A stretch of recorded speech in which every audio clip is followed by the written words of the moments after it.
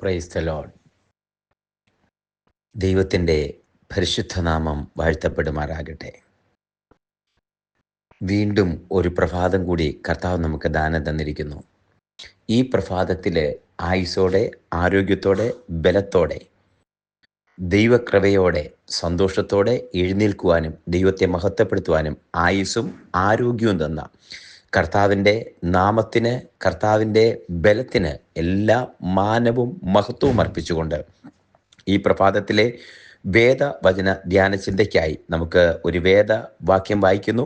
അപ്പോസ്തല പ്രവൃത്തികളുടെ പുസ്തകം 27-ാമത്തെ അധ്യായം 23, 24 വാക്യങ്ങൾ വായിച്ചു കേൾപ്പിക്കുന്നു.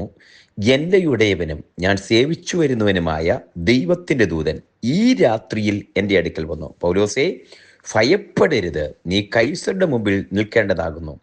നിന്നോടുകൂടെ യാത്ര ചെയ്യുന്നവരൊക്കെയും ദൈവം നിനക്ക് ദാനം ചെയ്തിരിക്കുന്നു എന്ന് പറഞ്ഞു. നമുക്കറിയാവുന്ന വാക്യമാണ്, അറിയാവുന്നൊരു പശ്ചാത്തലമാണ്. കഥയുടെ ഈ സംഭവത്തിൻ്റെ പ്രാധാന്യം നമുക്കറിയാം. ഈ അധ്യായത്തിൽ നിന്നാണ് ഈശാനമൂലൻ എന്ന കൊടുങ്കാറ്റിനെ കുറിച്ചൊക്കെ നമ്മൾ അറിയുന്നത്. അത് ആ വാക്കുകൊണ്ടാണ്.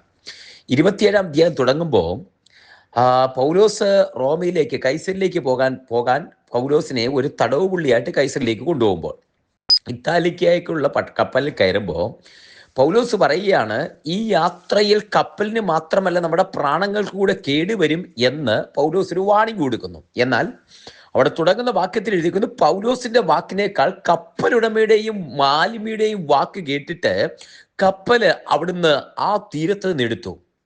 ക്രേത്ത ദ്വീപിന്റെ മറപറ്റി ഓടി തെക്കൻ കാറ്റ് മന്ദമായി ഊതുകിയാൽ കാര്യം സാധിച്ചു പോയി എന്ന് വിചാരിച്ച് മുന്നോട്ട് കപ്പൽ യാത്ര ചെയ്യുക.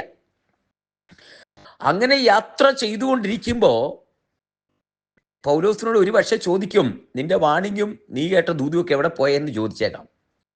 അങ്ങനെ പുസ്തകത്തിൽ എഴുതിയിട്ടില്ല. പക്ഷേ ഒരുപക്ഷെ പൗലോസിന്റെ ആ വാക്കുകൾ, പൗലോസ് പറഞ്ഞ പ്രവചനവും സംഭവിക്കുന്നില്ലല്ലോ എന്നുള്ള തോന്നലോടെ മുന്നോട്ട് പോകുന്ന കപ്പലിൽ, ആ കപ്പൽ മുന്നോട്ട് യാത്ര ചെയ്യുമ്പോൾ കുറെ ക്രേത്തദ്വീപിന്റെ മറപറ്റിയോടി മുന്നോട്ട് പോയപ്പം ഈശാനമൂലൻ എന്ന കൊടുങ്കാറ്റ് ആഞ്ഞടിച്ചു. പടക് ലക്ഷ്യമില്ലാതെ പോയി. പായൊക്കെ മടക്കി വെച്ച് കടലിൽ എവിടെയോ അകപ്പെട്ട ഈ കപ്പൽ ലക്ഷ്യമില്ലാതെ പോവുക. ആ പോകുന്ന പോക്കിൽ എഴുതിയിട്ടുണ്ട് 14 ദിവസം, 275 പ്ലസ് പൗലോസ് 276 പേര് ഒരുമിച്ച് യാത്ര ചെയ്യുമ്പോൾ 14 ദിവസം സൂര്യനെയോ ചന്ദ്രനെയോ കാണായികയാൽ രക്ഷപ്പെടും എന്നുള്ള ആശ പോയി. 14 ദിവസമായിട്ട് ആഹാരം കഴിക്കാതെ എല്ലാവരും പട്ടിണി കിടക്കുകയാണ്. അങ്ങനെ 14 ദിവസം കഴിഞ്ഞ് 15-ാമത്തെ ദിവസം പ്രഭാതത്തിലൊരു സംഭവമാണ് ഇവിടെ നാം വായിച്ചു കേട്ട വചനം.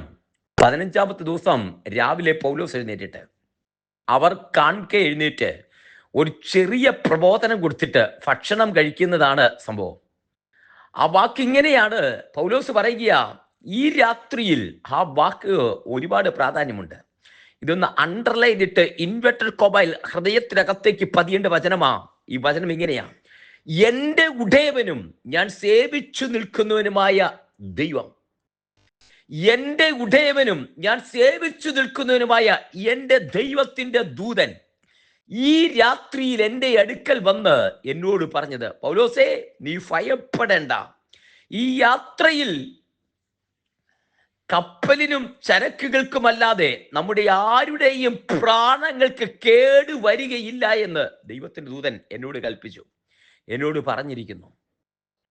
നിന്നോട് കൂടെ യാത്ര ചെയ്യുന്നവരെ ദൈവം നിനക്ക് ദാനം തന്നിരിക്കുന്നു.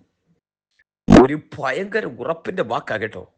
ഒരു ഭയങ്കര ഹൃദയത്തിന്റെ അന്തരംഗത്തെ പതിയുന്ന ഒരു ഉറപ്പിന്റെ ശബ്ദമാ കേൾക്കുന്നേ. നിന്നോട് കൂടെയുള്ളവരെയൊക്കെ ദൈവം നിനക്ക് ദാനം തന്നിരിക്കുന്നു.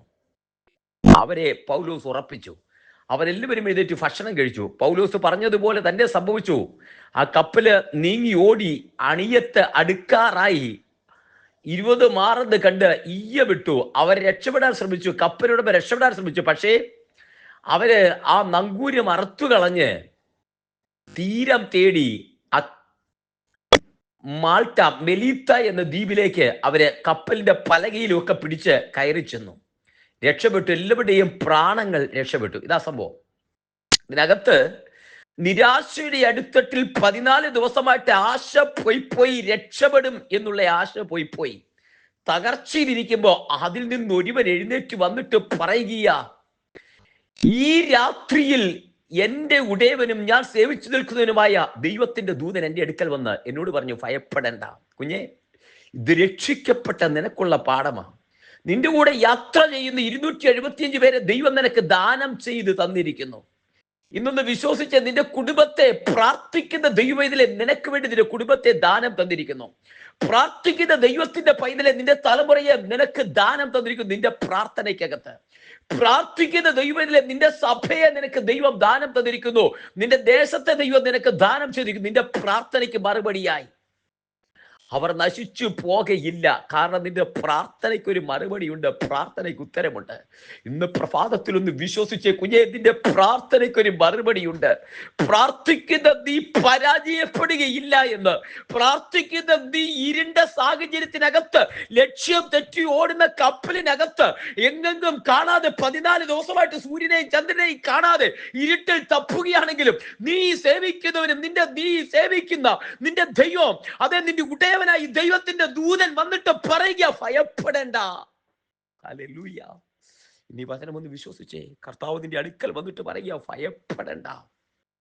ആ പൗലോസിന്റെ വാക്ക് ശ്രദ്ധേയമായി എടുത്തു പറയുന്ന വാക്ക്. ഞാൻ പ്രാർത്ഥിക്കുന്ന ദൈവം എന്റെ അടുക്കൽ വന്നു എന്നല്ല പറയുന്നത്. എന്റെ ദൈവം ഇന്നലെ പറഞ്ഞു, ഇതൊന്നുമല്ല പറയുന്നത്. ഞാൻ സേവിച്ചു വരുന്നവനും എന്റെ ഉടയവനുമായ ദൈവത്തിന്റെ ദൂതൻ ഈ രാത്രിയിൽ എന്റെ അടുക്കൽ വന്ന സല്യൂട്ടേഷൻ കേട്ടോ, ദൈവത്തെ പറയുന്ന വാക്ക് കേട്ടോ. ഞാൻ സേവിച്ചു വരുന്നവനും എന്റെ ഉടയവനുമായ ദൈവത്തിന്റെ ദൂതൻ. ഹല്ലേലൂയ. ഇന്നൊന്ന് വിശ്വസിച്ചോ കുഞ്ഞേ, നീ സേവിച്ചു വരുന്നവനും നിന്റെ ദൈവം, അതെ നീ സേവിച്ചു വരുന്നവനും നിന്റെ ഉടയവനുമായി, യു ബിലോങ്സ് ടു ഗാഡ്, നീ ഉടയവനുമായ ദൈവത്തിന്റെ ദൂതന്റെ കണ്ണ്, ദൈവത്തിന്റെ കണ്ണ് നിന്നിൽ അതേ തന്നെത്താൻ ബലവാനെന്ന് കാണിക്കേണ്ട ദൈവത്തെ അന്വേഷിക്കുന്നതിന് മേൽ ഊടാടി സഞ്ചരിക്കുന്ന തന്റെ കണ്ണ് നിന്റെ മേലുണ്ട്. ആ ദൈവം പറയുക, ഭയപ്പെടേണ്ട, ഭയപ്പെടേണ്ട. നീ പരാജയപ്പെടുത്തില്ല കുഞ്ഞെ, നീ പരാജയപ്പെട്ടു പോകത്തില്ല. ഭയപ്പെടേണ്ട. നീ ചോദിക്കുന്നത് ദൈവം നിനക്ക് തന്നിരിക്കുക, നിനക്ക് ദാനം തന്നിരിക്കുന്നു. ഇന്ന് ഹൃദയങ്ങൾ തുറന്ന ദൈവകരങ്ങളിലേക്കൊന്ന് സമർപ്പിച്ചേ. ഹൃദയങ്ങളെ തുറന്ന് ദൈവത്തിന്റെ കരങ്ങളിലേക്കൊന്ന് സമർപ്പിച്ച കുഞ്ഞെ. ആ വാക്ക് പൗലോസിനോട് ചേർന്ന് പറയാ, കർത്താവേ സ്വർഗീയ പിതാവേ, ഈ ജനത്തെ ഞാൻ അനുഗ്രഹിച്ച് പ്രാർത്ഥിക്കുന്നു. പൗലോസ് അപ്പോസ്തലനോട് ചേർന്ന് ഞങ്ങൾ ആ വാക്ക് ആവർത്തിച്ച് പറയുന്നു, എന്റെ ഉടയവനും ഞങ്ങൾ സേവിച്ചു നിൽക്കുന്നവനുമായി ഞങ്ങളുടെ ദൈവം ഹല്ലേലൂയ ഞങ്ങളെ നോക്കുകയും ഞങ്ങളെ പരിപാലിക്കുകയും ഞങ്ങളെ പ്രൊട്ടക്ട് ചെയ്യുകയും ഞങ്ങളുടെ ഭാവിയെക്കുറിച്ച് ഞങ്ങൾക്ക് പ്രത്യാശ തരികയും ചെയ്യുന്നവനാകിയാൽ ഞങ്ങൾ നന്ദി പറയുന്നു. നിത്യതയിലെത്തുന്നത് വരെ ഞങ്ങളെ പ്രൊട്ടക്ട് ചെയ്യുന്ന, ഞങ്ങളെ പരിപാലിക്കുന്ന ദൈവത്തിന്റെ കരത്തിലായി ഞങ്ങളോട് നന്ദി പറയുന്നു. കർത്താവിന്റെ നാമത്തിൽ ഈ ജനത്തെ അനുഗ്രഹിച്ച് പ്രാർത്ഥിക്കുന്നു. വചനം കേൾക്കുന്ന സകലവരെയും അങ്ങയുടെ നാമത്തിൽ അഭിഷിക്ത അധികാരത്തിൽ അനുഗ്രഹിച്ച് പ്രാർത്ഥിക്കുന്നു. സഭയിലെ വാത്സല്യ പ്രിയപ്പെട്ടവരെ, പ്രാർത്ഥനാ കൂട്ടായ്മയിലെ പ്രിയപ്പെട്ടവരെ സകലവരെയും അങ്ങയുടെ നാമത്തിൽ സ്വർഗീയ പിതാവെ അനുഗ്രഹിച്ച് പ്രാർത്ഥിക്കുകയാണ്. കർത്താവ് കൂടിയിരിക്കുന്നതിനായി നന്ദി പറയുന്നു. അവിടുത്തെ കരം കൂടിയുള്ളതിനായി നന്ദി. അങ്ങയുടെ നാമത്തെ ജനത്തെ അനുഗ്രഹിച്ച് പ്രാർത്ഥിക്കുന്നു. അസാധാരണമായ ദൈവശക്തി കൊണ്ട്, ദൈവകൃപ കൊണ്ട് മൂടി മറക്കുന്നതിനായി സ്തോത്രം ചെയ്യുന്നു. ഭയപ്പെടേണ്ട, ഭയപ്പെടേണ്ട. നിന്നോട് കൂടെ യാത്ര ചെയ്യുന്നവരെ ദൈവം നിനക്ക് ദാനം തന്നിരിക്കുന്നു. ആ വാക്കുകൾ ശ്രദ്ധിക്കുന്നപ്പാ. വാക്തത്വം ചെയ്ത ദൈവം വിശ്വസ്തൻ. എത്തിച്ചേരുന്നത് വരെ, വാക്തത്വത്തിൽ കയറുന്നത് വരെ കർത്താവിന്റെ കര സൂക്ഷിക്കുന്നതിനായി നന്ദി പറയുന്നു. തൃക്കരയിൽ സമർപ്പിക്കുന്നു. അവിടുന്ന് പ്രാർത്ഥനയിട്ടിരിക്കാൻ സ്തോത്രം. സകല മാനമോഹത്തോട് നിൽക്കും തൃക്കരകളിൽ സമർപ്പിക്കുന്നു, യേശുവിൻ നാമത്തിൽ തന്നെ. ആമേൻ, ആമേൻ, ആമേൻ. കർത്താവ് എല്ലാവരെയും അനുഗ്രഹിക്കട്ടെ. ദൈവം കൂടി ഇരിക്കട്ടെ. നാളെ നമുക്ക് വീണ്ടും കാണാം. അതുവരെ കൃപയ്ക്കുള്ളിൽ മറയാം. God bless you all and thank you so much. Walk with Jesus.